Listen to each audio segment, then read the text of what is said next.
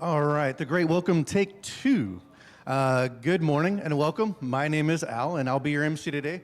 And I'm pleased for those of you who are here to join us here in the Community Center and online on Facebook and on YouTube. Since 2014, Oasis has been the premier secular alternative to faith-based communities. We welcome all, regardless of beliefs or non-belief, race, gender, sexual orientation, identity, or any other trait, because we feel that the human experience is better when it's shared, and we are pleased that you could all join us this morning. We gather around our 5 core values. People are more important than beliefs. Reality is known through reason. Human hands solve human problems. Meaning comes from making a difference. And be accepting and be accepted. So we got a great program today. I think we have Terence who's going to be our featured speaker, talking about the Union Station Massacre. That should be really interesting. We also got our musician, Caldwell, and our community moment with Sharon Spillar. And Kurt can come on up. A little bit about Kurt. He is a local singer-songwriter who developed his skills while living in Atlanta and over the course of 12 years and perfected them living in Boston or Baltimore for 12 more. We'll forgive him. It was in these cities that he developed singing style melodicism by performing in many original hard edge bands. And after moving to Kansas City area to raise his 2 boys, Kurt's style settled to a more stripped-down, heartfelt, and acoustically driven sound. If you heard some of the music earlier, it's amazing. We're going to get to hear some more. And when you see him play around town, he's got a vast catalog of covers, but today I think he's mostly going to be doing original songs. So please welcome to the stage, Kurt. Thank you. Thanks, and thanks for having me.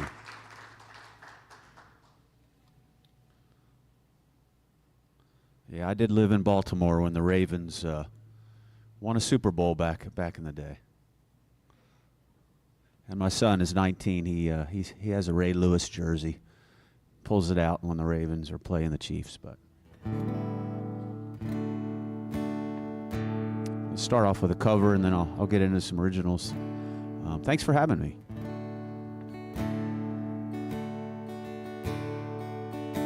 Bob Dylan's making a resurgence with that movie. If you haven't seen it, you should check it out.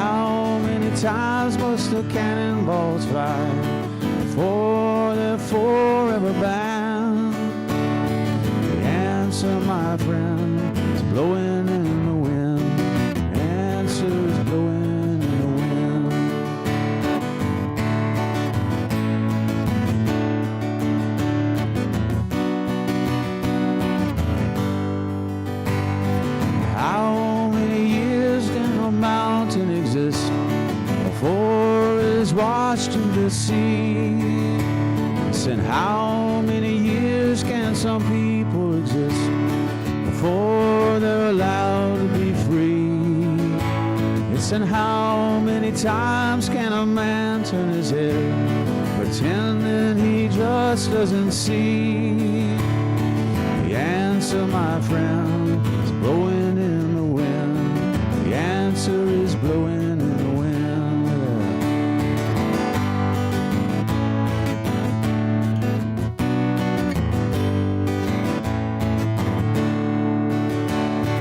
How many times must a man look up before he can see the sky? Listen, how many years must one man have before he can hear people cry? Listen, how many deaths will it take till he knows that too many people have died? The answer, my friend, is blowing in the wind. The answer is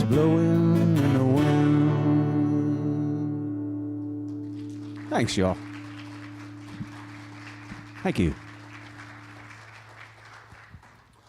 So I've been playing with a guitar in front of me for about 6 years, and I'm pretty old, so I kind of just learned how to do this. But I've been a singer for a long time. I do play in Lenexa at Murphy's Corner quite a bit, down in Martin City Brewing Company, and Jess and Jim's, and Mr. P's, and Jerry's sometimes. So you can check me out on Facebook. I always post when I play. And I'm going to get into one original, and then we're going to get the show started here.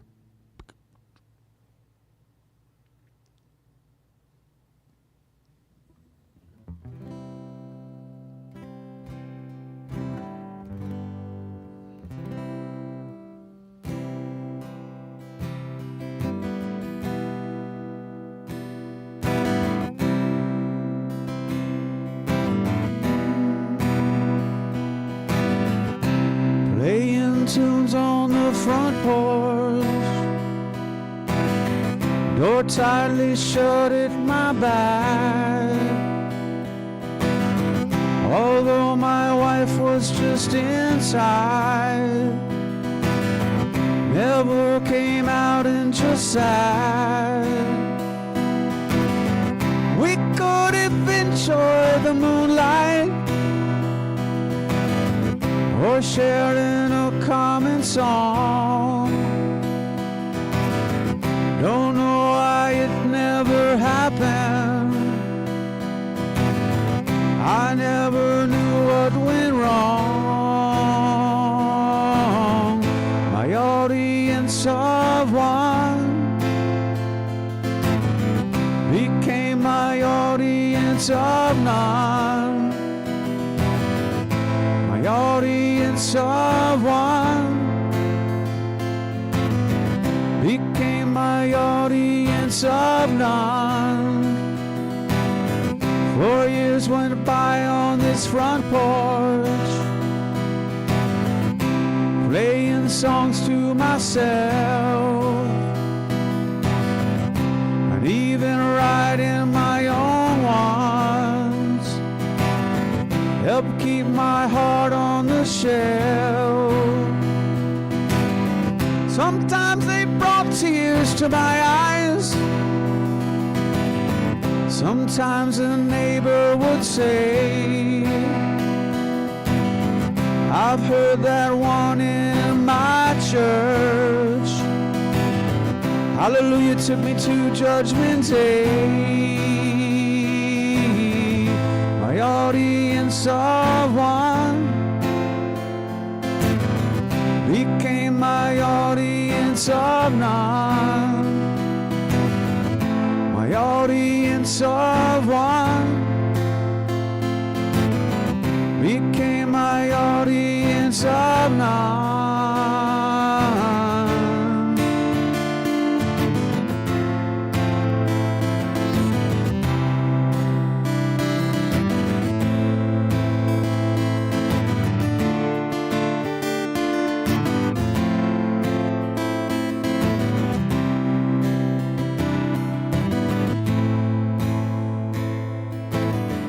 Our songs inspired us when we met.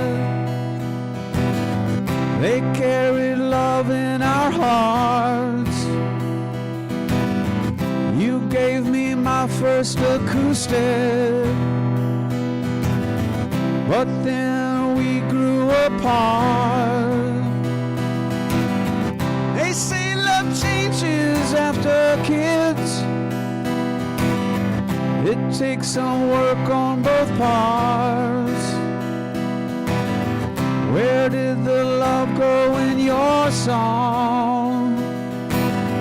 The love you felt at the start. My audience of one became my audience of none. My audience of one became my audience of none. Thank you.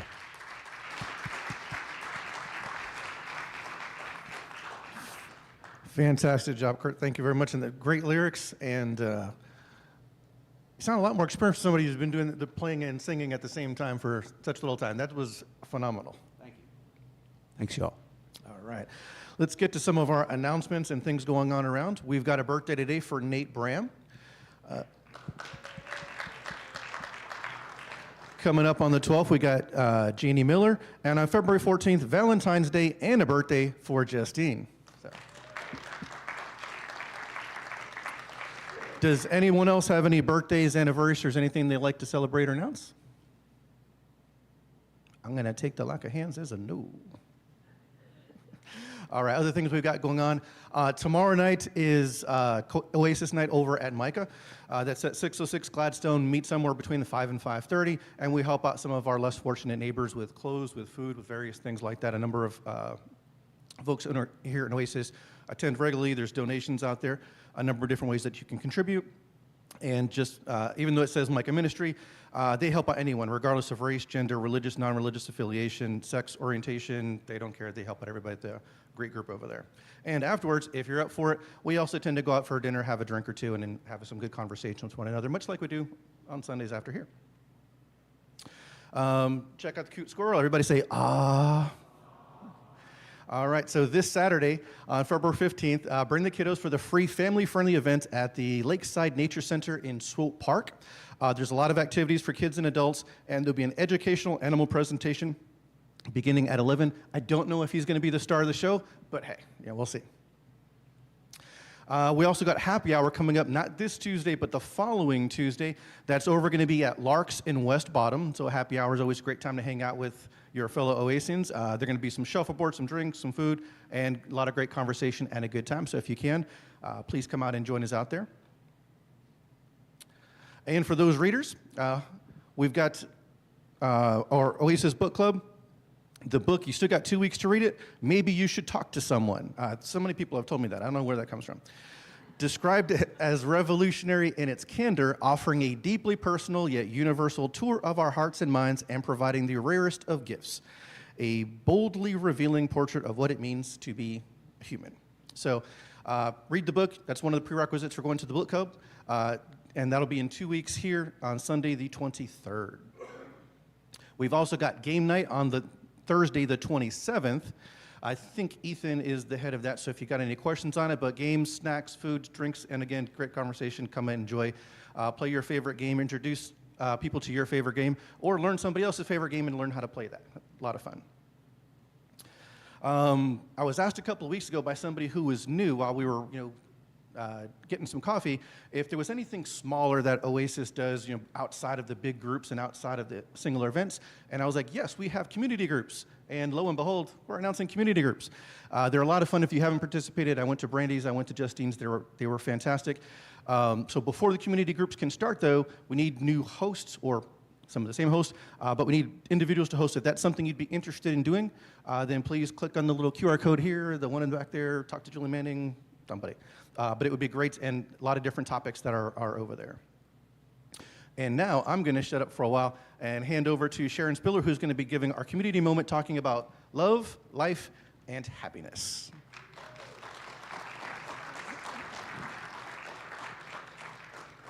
Hi, all.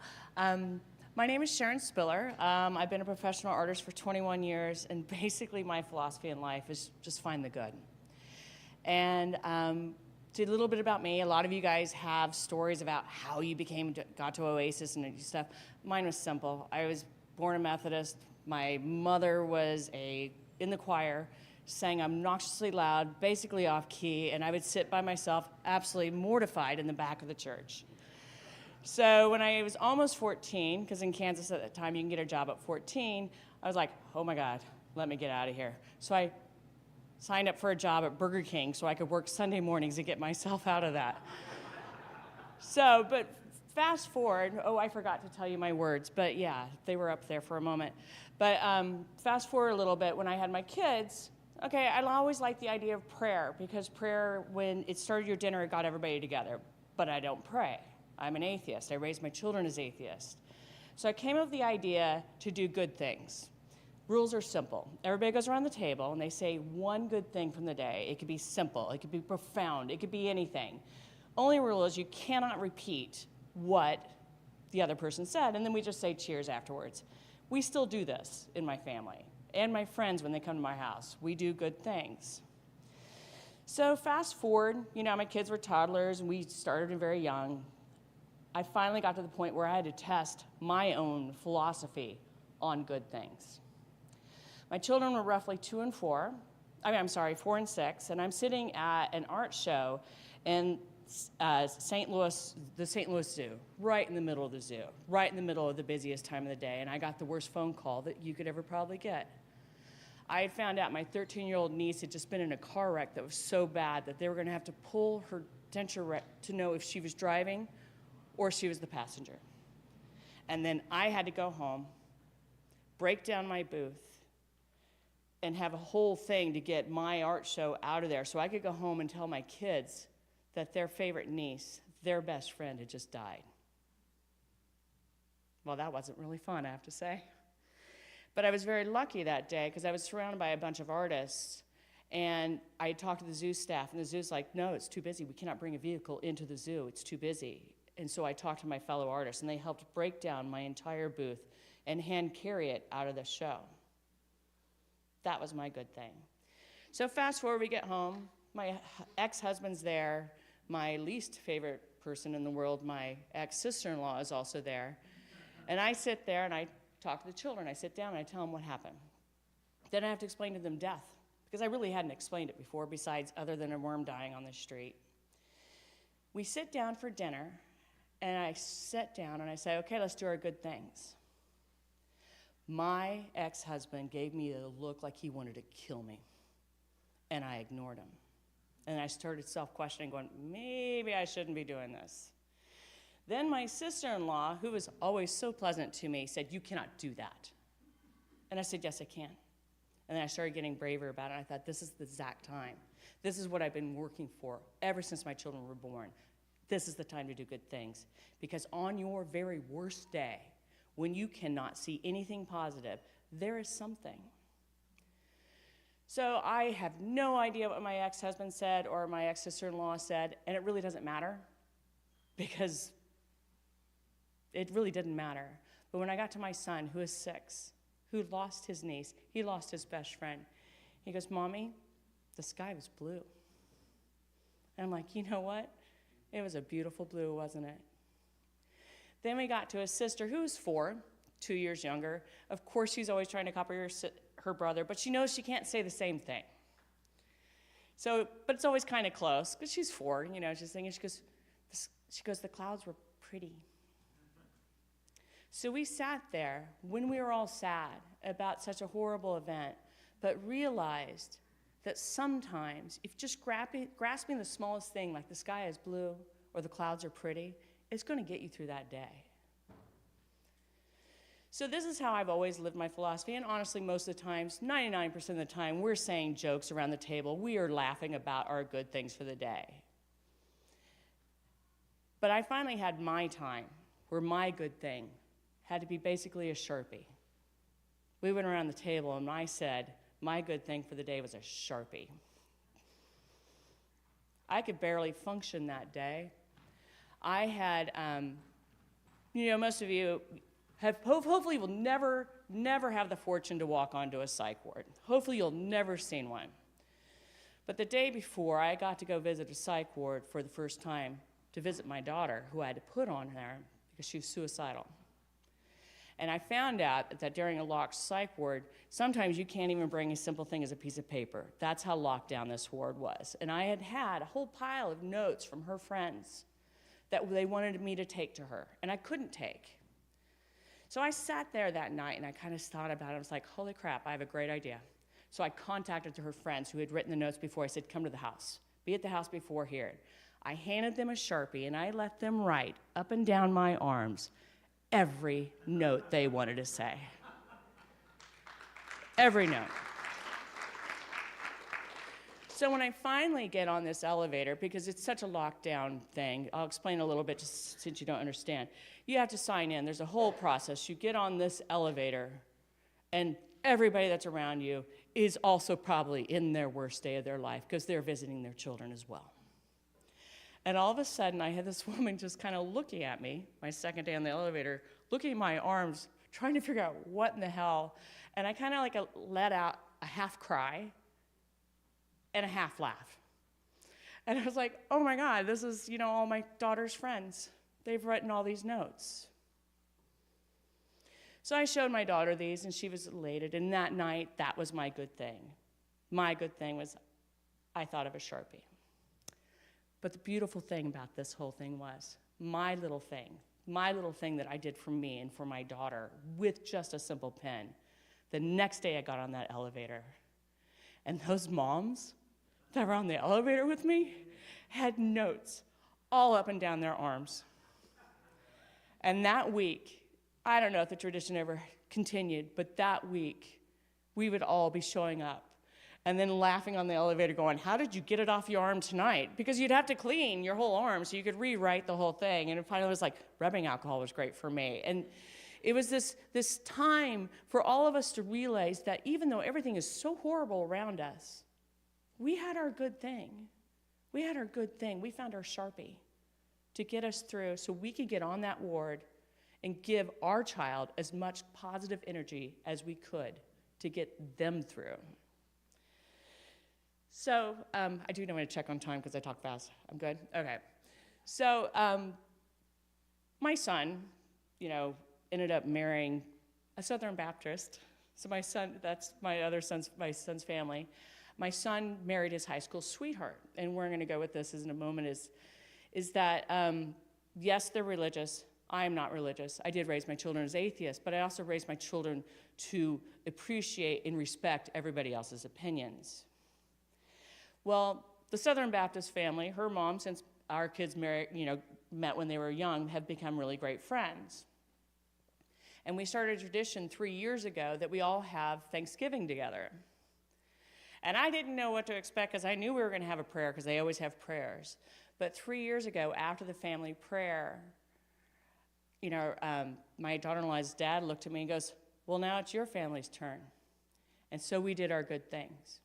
So every year now, third year in a row, there's about 15 or 20 of us. After the family prayer, we all go do our good things. And the brilliance of this is we've brought two families together with two completely opposing traditions. But we all do our good things.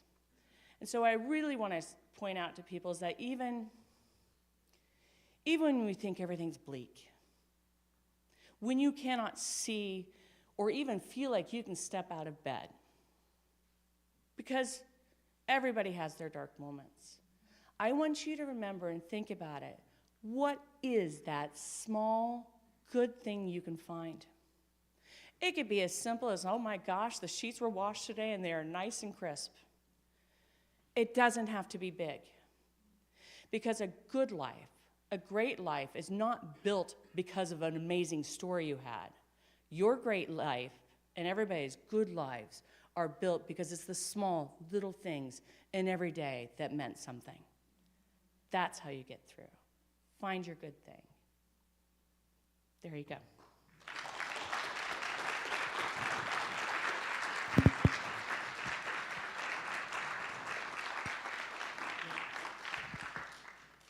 I've got your cheat sheets, but I'm going to steal them. No, just kidding. All right. So now what we're going to do is take a coffee break. So please go out and enjoy. I think we've got some coffee back there. I know we got donuts and we've got some great conversations to have. So enjoy the time with one another. And we'll see you back here seated in 20 minutes.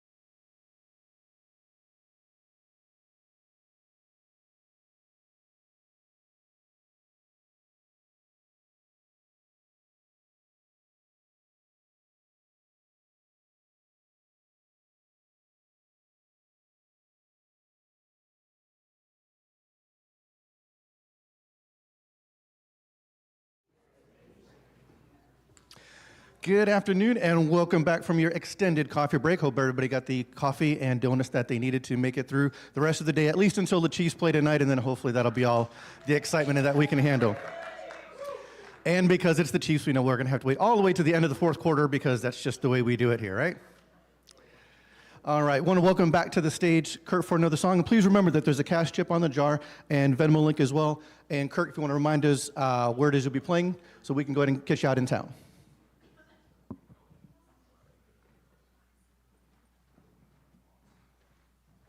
Go Chiefs.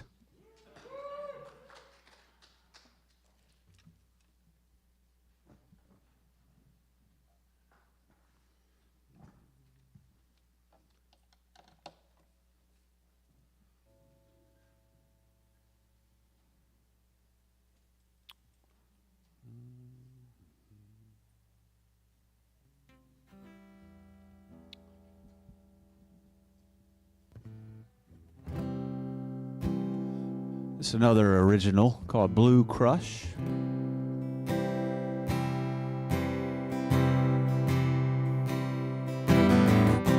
Want a crush that is so new, one that will not leave me blue. I can't see one upon the rise, they only come as a surprise. And I know my love was real, and she made me just how I feel. Blue crush, blue crush, got a blue crush today.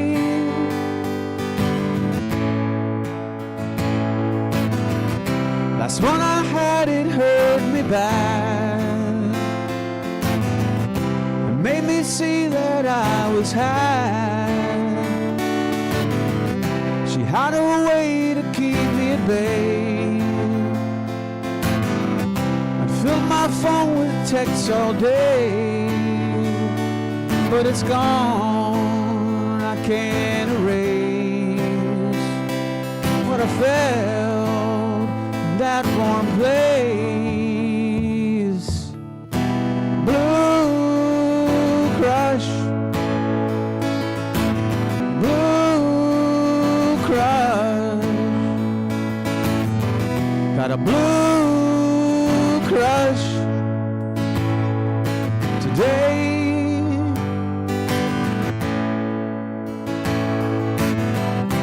People say they come and go, to hold one long you have to know all the ways to keep it true. A crush that will not leave me blue. And I know my love was real,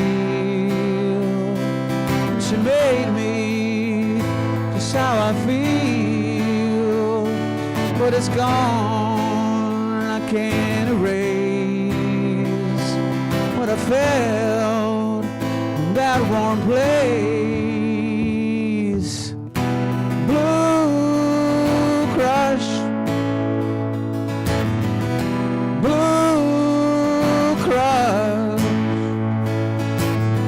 got a blue crush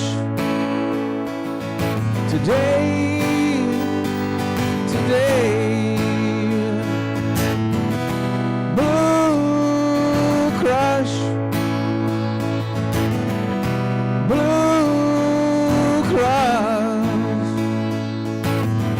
Got a blue crush today. Thank you. Thanks.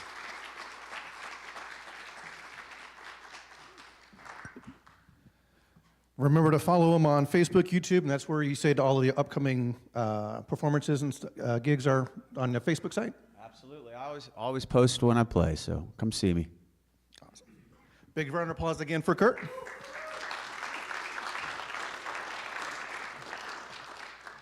All right, now we're getting to the main part of our program here, and we're going to do our quick speaker disclaimer. Our program is designed to generate conversation and engage powers of reasons. It's not as a forum to start debates. The following presentation has been prepared by our speaker and not by Kansas City Oasis. Please respect the view of our speaker, and if you have any questions, as normal, a Q&A portion will follow. So, Terence O'Malley is a unique professional serving as the principal and practicing attorney at the O'Malley Law Firm, a piano player at Conroy's Pub in Leawood, a filmmaker, director, author, and speaker with a passion for storytelling to preserve history. He has a diverse portfolio of books and films. He also created a sold-out stage performance of Nellie Dawn the Musical. Before practicing Dawn, O'Malley had the successful career as a TV news anchor, director, reporter, and served as a press secretary. So a little bit of absolutely everything, right?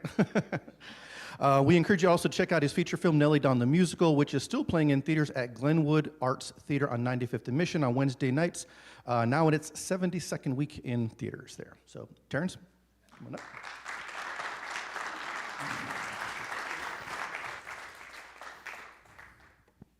There you go. And this is on, right? You can hear me? Okay. Well, I guess I don't really need the podium then. Denise, where are you? Who scheduled this for me? There you are. Hi, Denise. She first contacted me and she said, we could do this February 9th or February 16th. Well, the 16th is my birthday, and I thought, I better not schedule this on my birthday. And I said, this is in November. And I said, if the Chiefs are in the Super Bowl, February 9th, that's the Super Bowl. And I said, I'm not sure we're going to have much of an audience there, but she said, no, it'll be fine. So I'm so honored that you all, I know you have your weekly gatherings anyway, but it's nice to see this many people here today. And it is my good honor to get to present to you the story of the Kansas City Union Station Massacre. It's an integral part of the history of Kansas City. And I was just talking with a gentleman and explained that, I have a book and a documentary film called Black Hand Strawman, the history of organized crime in Kansas City.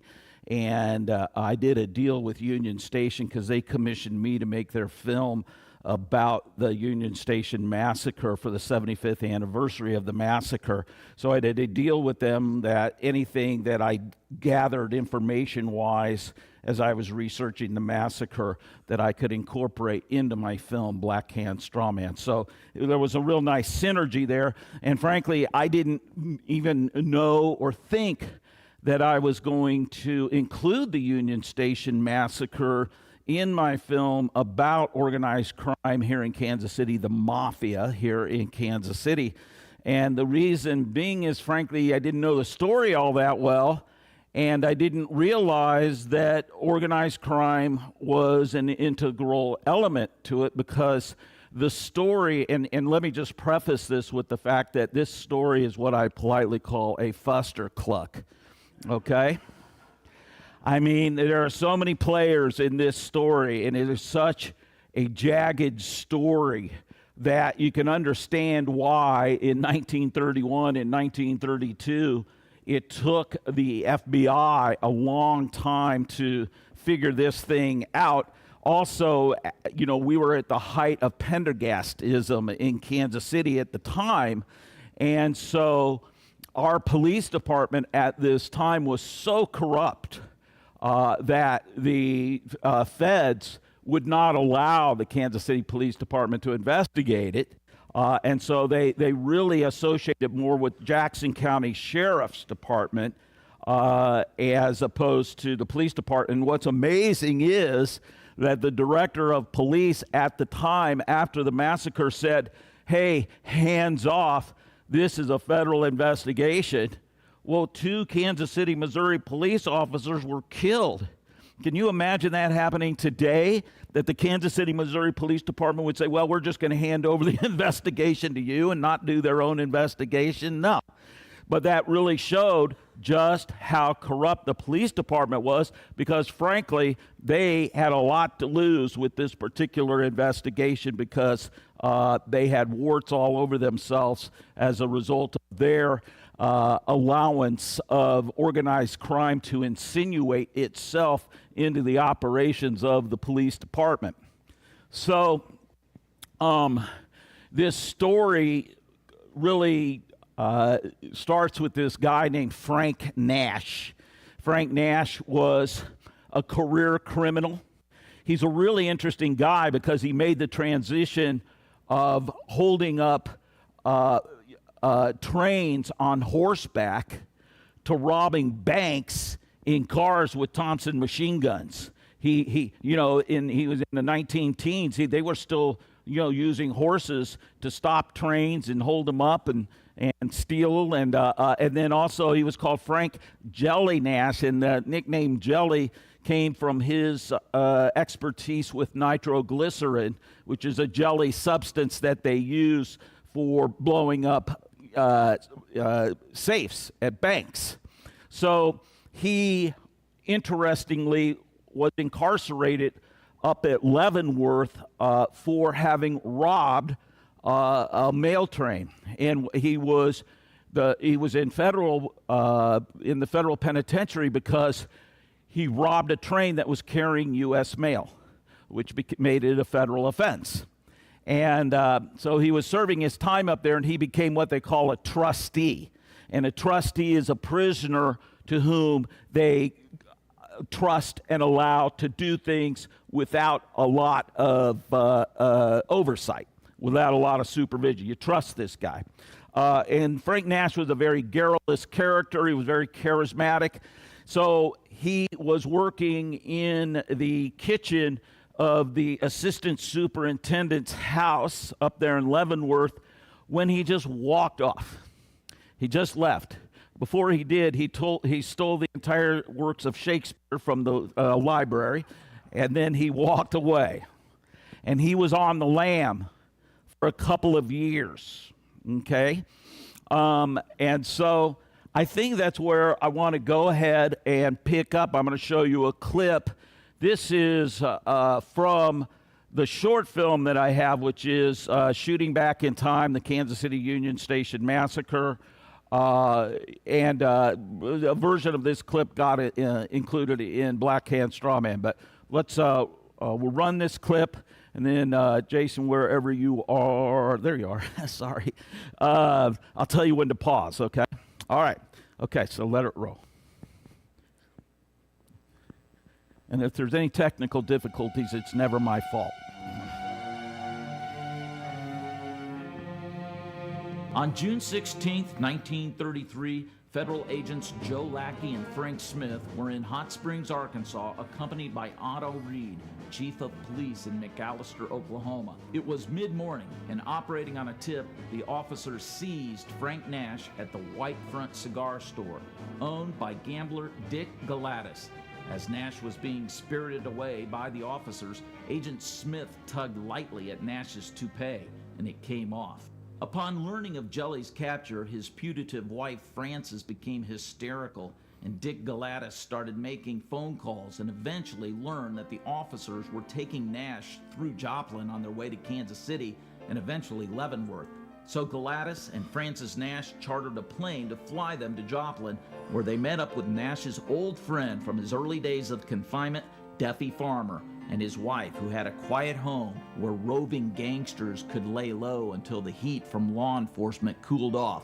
The group soon learned from newswire reports that instead of going through Joplin, the officers were transporting Jelly on the train out of Fort Smith to Kansas City. They contacted by phone Louis Doc Stacy, a Chicago hood and proprietor of the notorious OP Inn in Chicago, where Frank and Vern Miller used to frequent. Doc Stacy called Kansas City bootlegger Fritz Malloy, who in turn went to the Old Mission golf course where Vern Miller was enjoying a round of golf. Miller left the links and called the hysterical Frances Nash in Joplin and promised he would rescue Jelly. Vern was on the golf course having a good time, and finally he got those messages and he called her back, and at least once in the course of the evening, hung up on her because she was driving him out of his mind. She, meaning Frances Nash, was driving Vern out of his mind because she was hysterical. And Vern kept saying, I'll take care of it, I'll take care of it, I'll take care of it.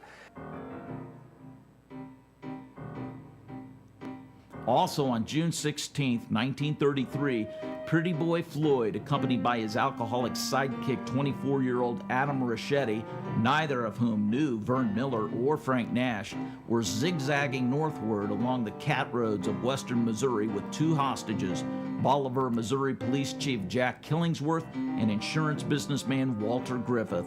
Earlier that morning, Floyd and Ricchetti were at the Bitzer Chevrolet car dealership in Bolivar, where Ricchetti's brother Joe, a mechanic, was working on the most recent car Floyd had stolen. Sheriff Killingsworth strolled in for a cup of Java and was taken hostage for safe passage by Floyd and Ricchetti. Out on the cat roads of Missouri, they flagged down Walter Griffith, commandeered his car, and the foursome weaved their way to Kansas City. Why were they on their way to Kansas City? To have fun, like everybody else. This was the place to come and play if you were a crook. Adam Ricchetti and Pretty Boy Floyd were on their way to here to play. It's just that along the way, they suddenly they kidnapped the sheriff, which is pretty stupid.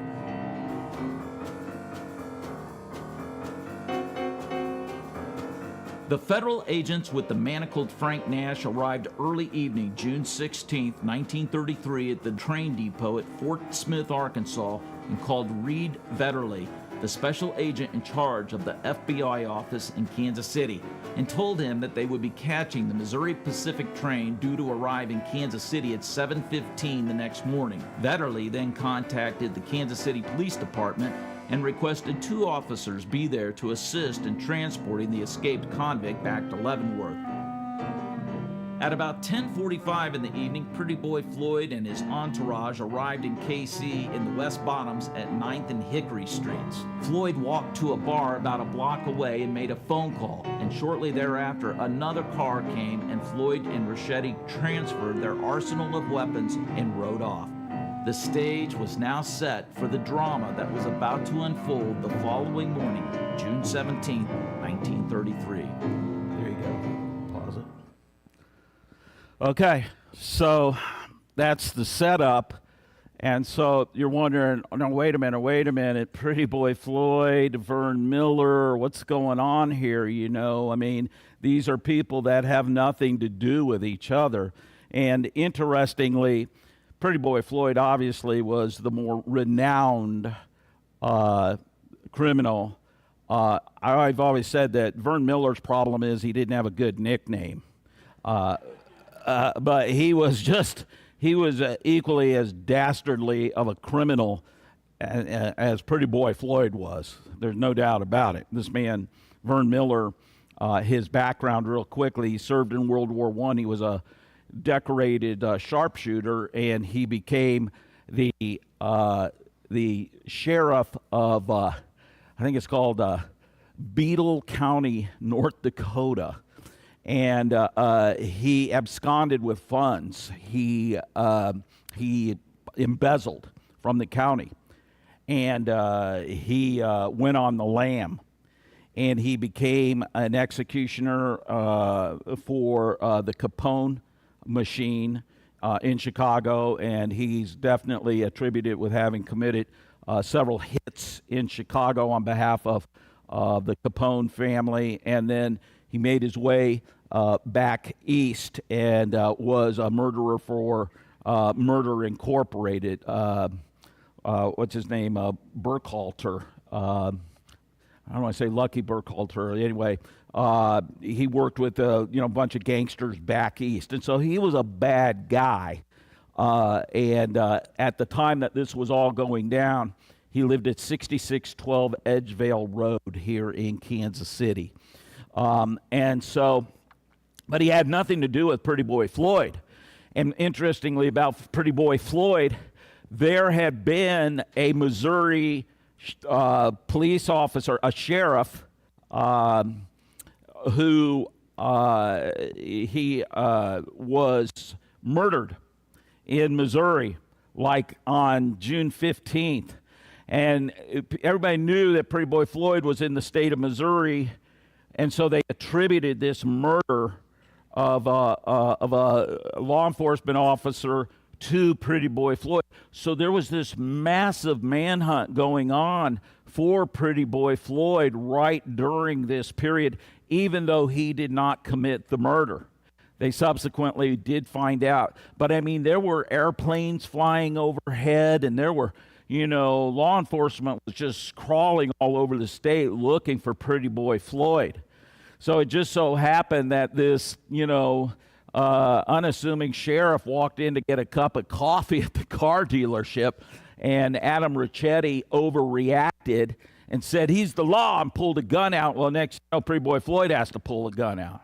So they kidnapped this sheriff. They start making their way up to Kansas City. And it was kind of interesting because Sheriff Killingsworth testified that they stopped and picnicked along the way, stopped and had a bite to eat and, relaxed. And Pretty Boy Floyd talked with Killingsworth, and Killingsworth later said, "We became plumb good friends." He actually developed a rapport with Pretty Boy. And I think Pretty Boy Floyd was probably a very personable guy. He came from a large family in Oklahoma, but he did not want to live that hard scrabble life that they were living in Oklahoma. So he made his way to St. Louis, and he held up a Kroger grocery store payroll van and stole the payroll, went back to where he was from in Oklahoma, and started he was driving a fancy car and he's spending all this money, and the local gendarme there going, "Where did this country yokel kid who's only been gone for a few months all of a sudden get rich?" So they immediately investigated, they busted him, and he ended up getting sentenced to the Missouri Penitentiary. He served 6 years there. During this period, his wife divorced him. He had a son who he named Charles Dempsey Floyd, after his favorite boxer. Was it Jack Dempsey? Yeah. So when he got out of prison, by this time, he swore, "I'm never going back to prison again."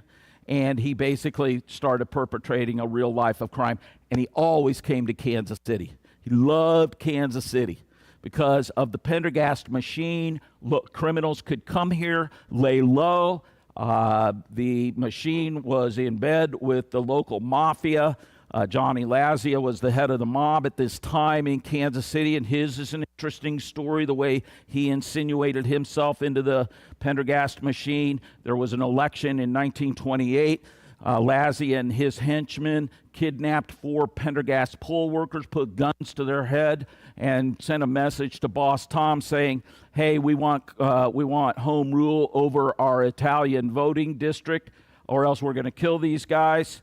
So Pendergast was not a gangster criminal, and so he couldn't fight the Italians, so he basically got into bed with the Italians. And so there was a deal struck that, hey, you keep big crime out of Kansas City, and we'll allow you to have your gambling houses and your speakeasies and your liquor distribution, and you can run prostitution and do all the things, kind of low-level type of crime. We'll keep the city open for you. And, of course, that's why we became a cradle of jazz, is because we had so many bars and speakeasies open during the 1920s and 30s when it was illegal. But musicians could come here and have jobs because these places were open all hours of the night. So that's kind of what you had going on here. And the Kansas City police officers were paid very poorly so that they would accept bribes from these businesses. Okay, so this is kind of the zeitgeist of Kansas City at this time. And a guy like Pretty Boy Floyd could come here and lay low and not be found out about. So what I want to do now is go ahead and play this next clip, and it'll show you what happened when the massacre occurred. And it may take a second for it to, I think we may have to go ahead and play it. So I think this is up here for a couple of seconds. I don't know if there's a way to maybe speed through it a little bit.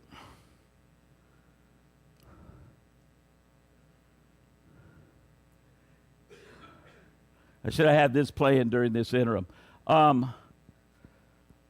And at this time, as you probably know, the FBI didn't really exist. Interestingly, I went back and rewatched the movie Killers of the Flower Moon. And that really kind of was the primary jurisdiction of the Bureau at this time, was Indian reservations and enforcement of prohibition. But generally speaking, the FBI was not the police force that we know it today.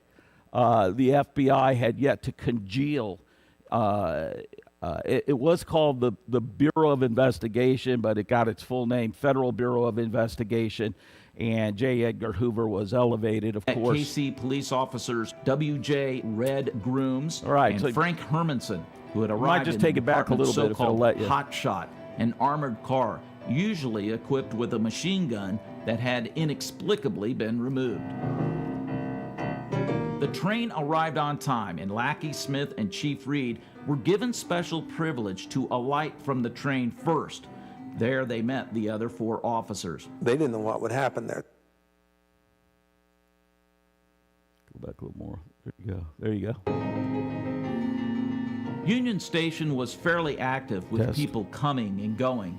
Special Agent Vetterly brought with him FBI Special Agent Raymond James Caffrey, who had been transferred to Kansas City from Omaha about a month earlier. There they met KC police officers W.J. Red Grooms and Frank Hermanson, who had arrived in the department's so-called Hot Shot, an armored car, usually equipped with a machine gun that had inexplicably been removed.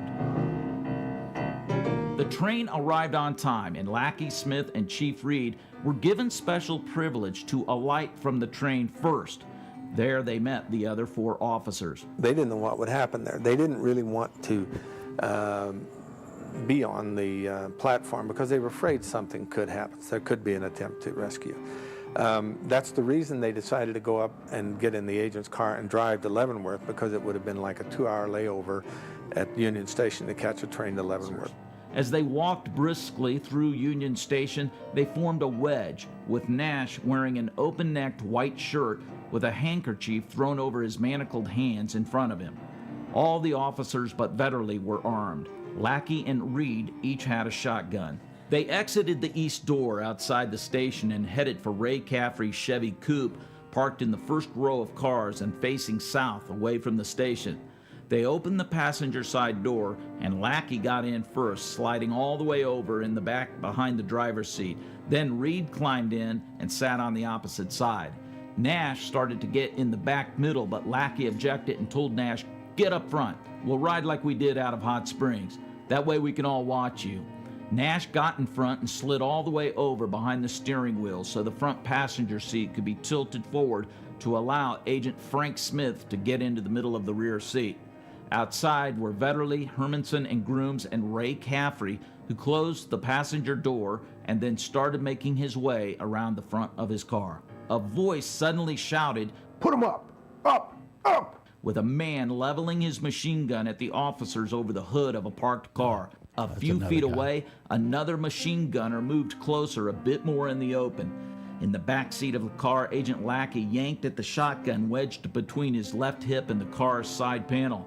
The gun discharged and blew homemade ball-bearing shot into the back of Frank Nash's head, killing Nash instantly, blowing a hole through the front windshield and causing a ball bearing to strike Ray Caffrey on the side of his head. From that point on, all hell broke loose, with machine guns firing at the officers, the return fire of .38 caliber handguns, and more shotgun blasts.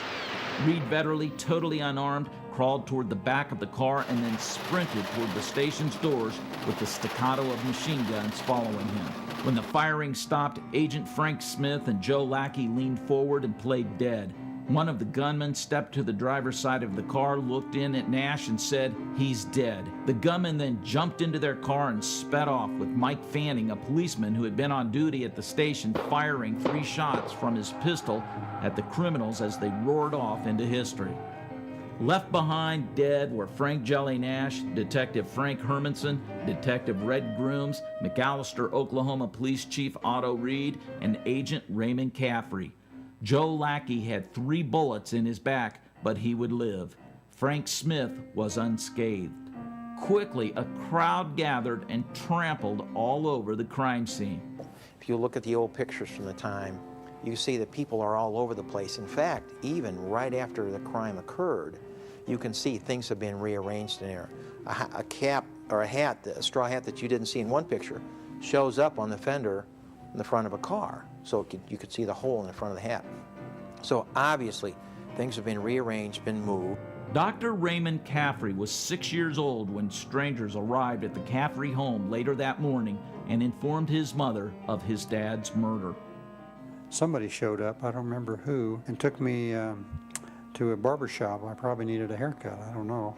Anyway, I went to a barber shop, and by that time there had been a extra on the street, newspaper extra. So the people in the barber shop knew who I was, and they were really showering me with attention. And it began to dawn on me, just I really didn't know what all was going on. I knew that my dad was hurt, that's all I knew. And they had a penny slot machine in this barber shop, and somebody gave me some pennies, and I proceeded to win a whole bunch of pennies. And so anyway, when they took me from the barber shop back to the apartment, I had a whole bunch of pennies, and I was very happy and proud of those dumb pennies. And I couldn't quite understand why nobody seemed to care. You know, I mean, here I've got several dollars worth of pennies in my pockets, and that I still remember being puzzled by that. Hoover promised Regina Caffrey that no stone shall be unturned in bringing to justice the parties responsible for this despicable act. But the solution to the shooting wouldn't come easily. In the months following the massacre, a virtual who's who of possible perpetrators was conjectured publicly. Any one of a number of rogue gangsters might have done the deed.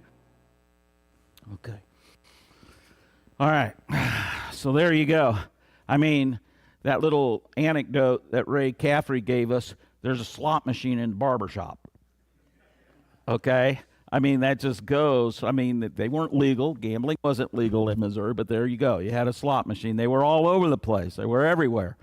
Gambling was going on in all kinds of different places. So they really, really didn't know what was going on with this. And frankly, there was quite a bit of bungling that went on with it. They didn't follow up very well. And there was just mistakes made all over the place. But what happened was, on July 10th, 1934, right here on Armour Boulevard, Johnny Lazia was shotgunned to death right in front of the Park apartment, okay? And so a mob war broke out here in Kansas City. You had different factions. Johnny Lazia was actually a very beloved fellow. 10,000 people showed up for his wake. And when he was shot, he lingered on the Circle Drive. The Circle Drive is exactly the same way as it is now.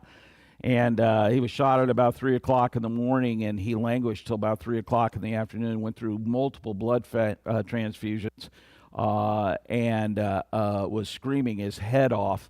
And they took him to St. Joseph Hospital.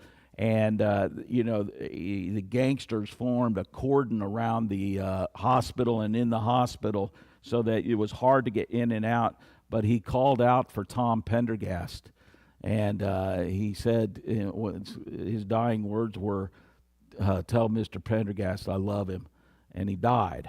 And, man, a war broke out. I mean, the gangland Kansas City came to life.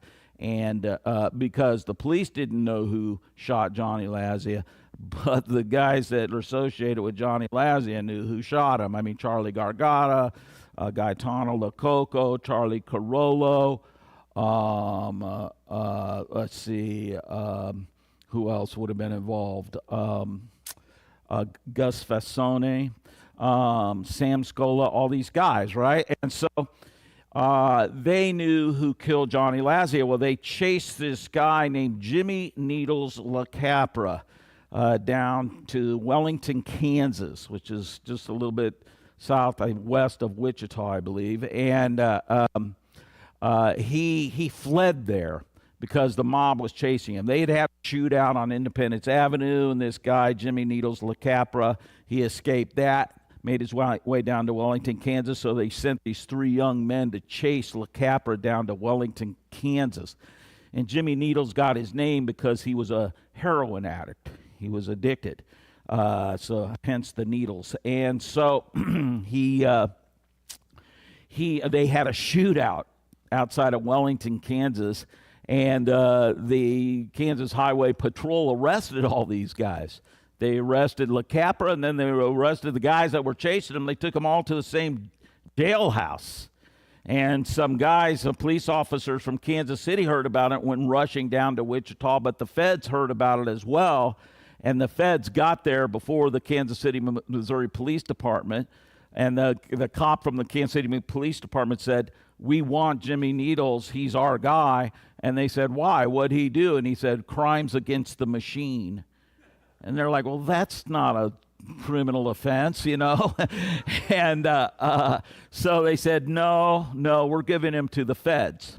So the federal officers interrogated Jimmy Needles LaCapra, and he said, "If I tell you what happened with the Union Station, will you give me a break?"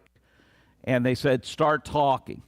And he explained what happened, and his story has a lot of veracity to it, but basically what happened was when Vern Miller got the call that they were bringing Frank Jelly Nash through Union Station, he went down to see Johnny Lazia, who was sitting at the restaurant there, the Harvey restaurant in Union Station with his henchmen, and he said, "I need some guys and I need guns. I'm going to liberate my buddy Frank Nash that's coming through here."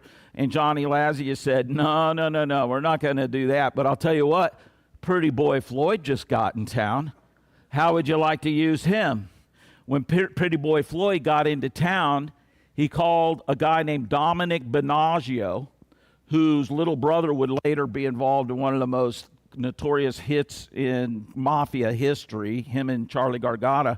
But Dominic Binaggio called Lazia and said, "Hey, I've got Pretty Boy Floyd." Dominic Binaggio ran the Sexton Hotel, which was also a front for prostitution. And Lazia said, "Okay, thanks for letting me know." That's what you did in gangland. You said, if you were harboring a fugitive, Johnny Lazia needed to know about it. So that's when Vern Miller comes and he says, "How would you like to use Pretty Boy Floyd?" And Vern Miller said, "Fine." So they hooked him up and they gave him guns to do it. And so that's how Pretty Boy Floyd and Vern Miller merged. They otherwise didn't know each other 24 hours before this. And after they had the shootout, then they went back to 6612 Edgevale Road, regrouped, and then split up. Now, the reason why this really happened was because when Agent Caffrey saw that the gangsters were pouncing on the car and yelling, "Put them up, up, up," Caffrey pulled up the shotgun, engaged the shell. Well, it wasn't his shotgun. It was Otto Reed's shotgun from Oklahoma. Well, this was a type of that had been modified so that every time you engaged the shell, it fired. So if you went like this, you went boom, boom, boom.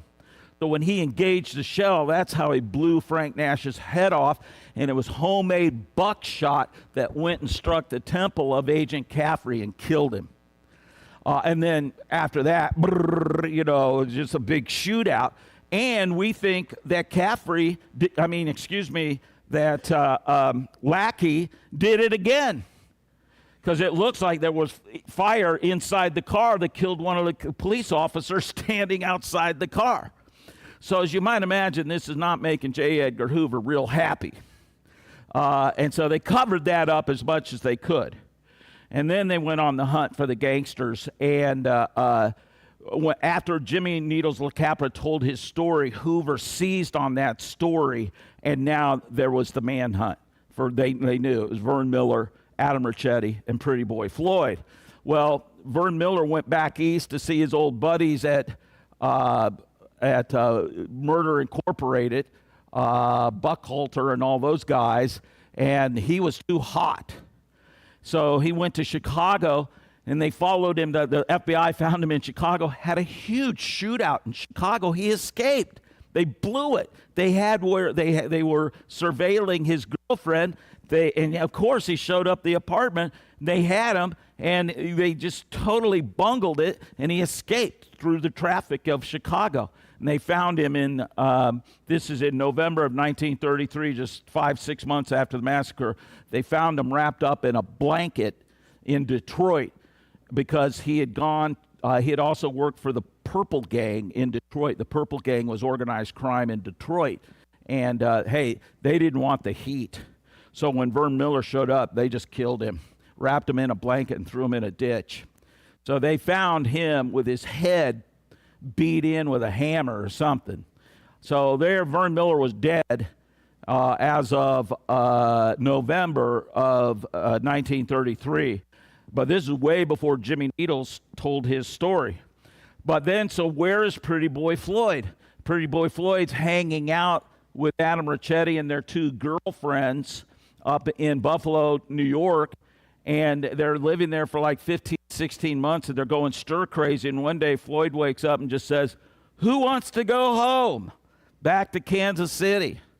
And yeah, they all want to go. So they hop in a car, and they're driving back to Kansas City, and they get into an automobile accident, a single motor vehicle accident in Ohio. And they send the girls into town to go to a service station to bring the guys back to fix the car. Meanwhile, Pretty Boy Floyd and Adam Ricchetti are sitting on a hillside, and a farmer goes by and said, "Man, these guys don't look right. They're wearing three-piece vests, and they're sitting there in the middle of this country. What the heck is going on, you know?" So they call the local police. Police come, have a shootout. They capture Ricchetti, and Pretty Boy Floyd is on the lam. And then there's this massive manhunt. Melvin Purvis gets brought in from Chicago, and there's several hundred, well, I think they estimate 300 law enforcement officers and a posse, basically, organized to capture Pretty Boy Floyd. And they did. They found him, and they had a shootout with him at a farmhouse. He had gone to this farmhouse. He was starving, and he just begged this woman for a piece of meat. He said, "I'm just so hungry for meat." Well, she fixed him like pot roast and mashed potatoes, and he had pumpkin pie. And he said this is the best meal he ever had in his life. And then he was dead within 20 minutes because they shot him in a field. And they went up to him and said, "Are you Floyd?" And he said, "Yeah, I'm Charles Arthur Floyd." And they said, "Tell us what happened in Kansas City." And he said, "I'm not telling you sons of bitches anything." And he died. So then the only guy left is Adam Ricchetti. And just to wrap this up real quickly, on Adam Ricchetti, they found a .45 semi-automatic pistol that had been stolen from the Kansas City Armory in 1932. Lazia's men broke into the armory and stole a bunch of military pistols, basically, and they were using them for all kinds of criminal purposes. Well, so Adam Ricchetti had one of those pistols. There's no way that Adam Ricchetti would have had one of those pistols if a member of Lazia's gang had not given it to him. So there's all kinds of speculation. Well, Pretty Boy Floyd might not have been there and all this stuff. He was there because there's no way that his sidekick would have had one of these pistols that was stolen from the Kansas City Armory, because they knew who stole it. It was Lazia's gang that stole it. So anyway, that's kind of a little bit of a Reader's Digest version of what happened, and now I believe I'm supposed to open it up to questions. Is that right, Al? Yeah. Sorry, my leg is asleep. So what you're saying is Pretty Boy Floyd did keep his word, though. He didn't go back to jail. He never went back to prison. All right. Questions, please. There was a UMKC instructor named Bob Unger that wrote. Yeah, that was Bob Unger in the film. Yeah, good. Right. This you didn't see the supers in the film because this came from a raw version of the film. Is it true that there are still bullet markings left on the building, or were they filled in afterwards? Yeah, Union Station. Yeah. There are little chips in the facade. Yeah. So you mentioned that due to all this going on, there were a lot of speakeasies and bars and jazz clubs in Kansas City, and that attracted a lot of musicians. Do you think that has contributed to the musical culture of Kansas City to this day? Undeniably. Do you know who Chuck Haddix is?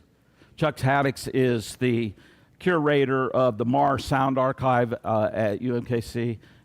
He's probably our best jazz expert here in Kansas City these days. And, I've interviewed him on several occasions for my films, and he has stated without equivocation that had you not had the Pendergast machine, you would not have had the jazz culture and the jazz history that we have in Kansas City. So I think it's undeniable. Yeah.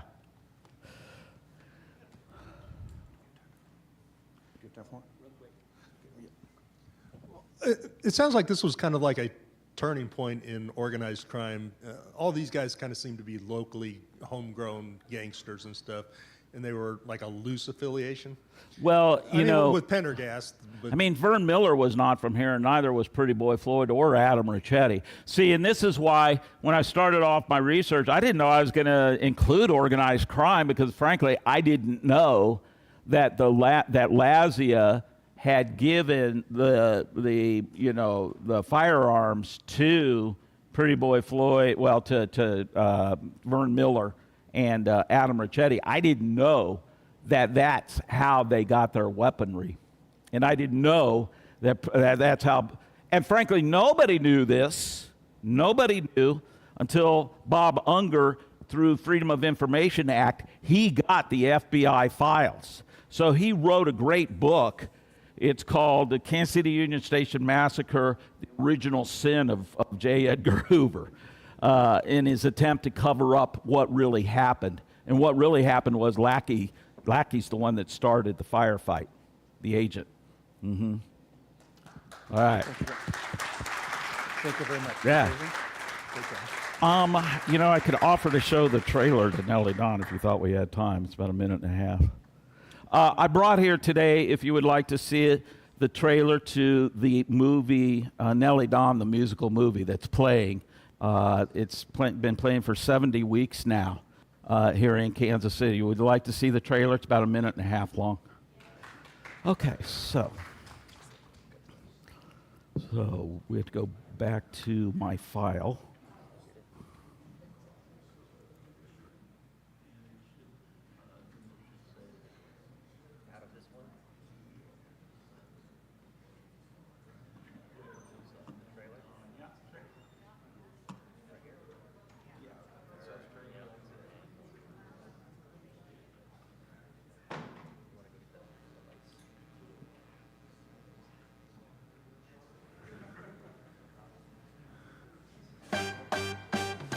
There's no video. From the great American musical tradition comes a fashion icon. What do you think's going on there? Let's see. No. It only transferred the audio from it? Oh, okay.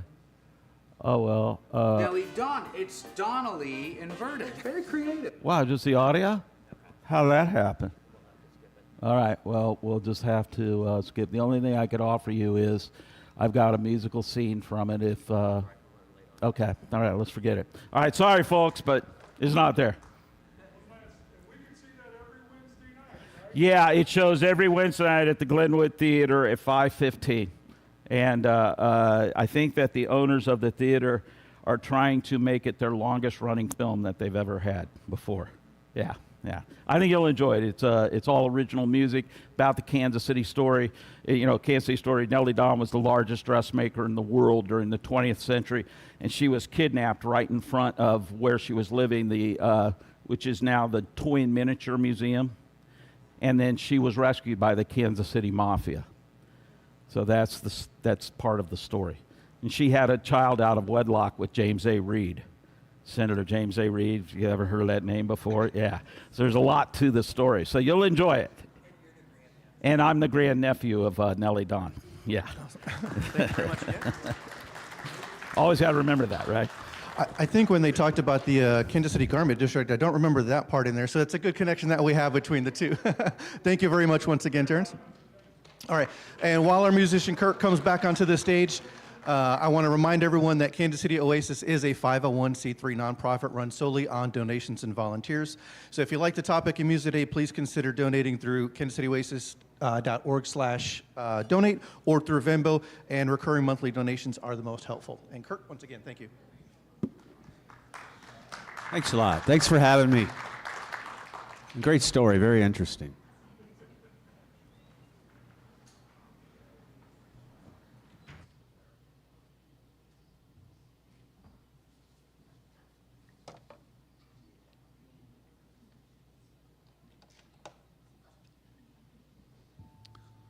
All right. Once again, go Chiefs.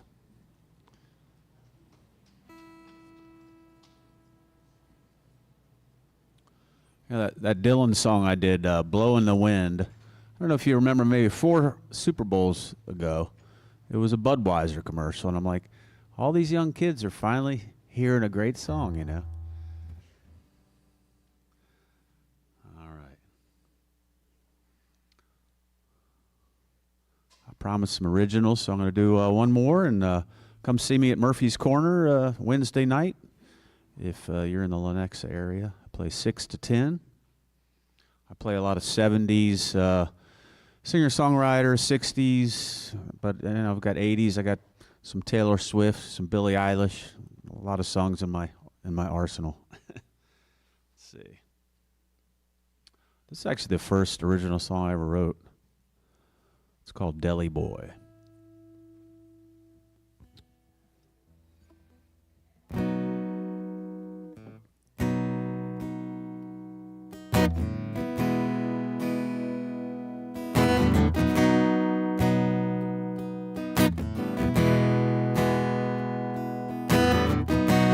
Letters that you wrote took too long. The letters that you wrote were too long. The words were bottled up inside. I won't come out without a bottle of wine. 'Cause you were running from your mom. You were running from your pa, and you were running from your sister, and now you're running from me. Should I set you free? Should I let you be?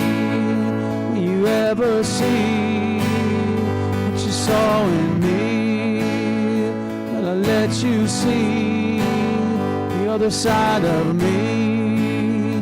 Could I ever be again your deli boy, your deli boy, your deli boy? The communication we have is all wrong.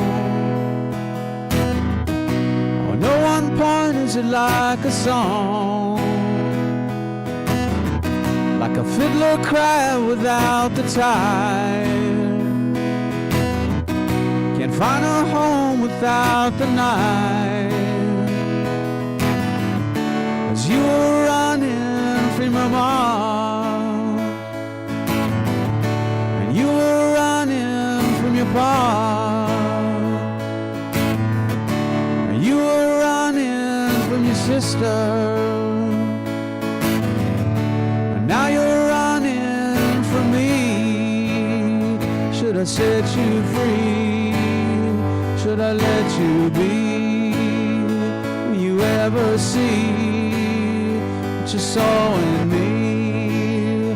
Will I let you see the other side of me?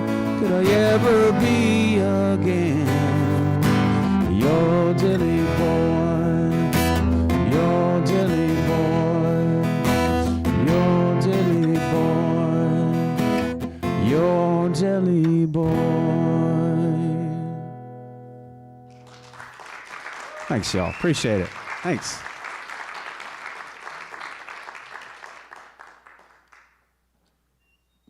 All right, thank you once again, Kurt. That's fantastic. And if you'd like to continue conversation, grab something to eat, you can join with some of ours over at Johnny's. We're going to be doing it in the Power and Light one over there this week. 1310 Grand Boulevard. If you don't know where it is, everybody knows where Power and Light is. So. And if you look down and you see something that's not native to the floor, please pick it up and take it on the way out. Help us clean the area. Then in the back, we can always use the help over there. And next week, we will have Daryl Ray. I know he was here earlier, saw him, and musical guest Danielle ate the sandwich. So if you wanted to know where your lunch went, Danielle. And we'd like to go ahead and thank again our speaker who has already left, Terence, Kirk for the music, and Sharon for the great community moment. Thank you, everybody. And we will see everybody next week.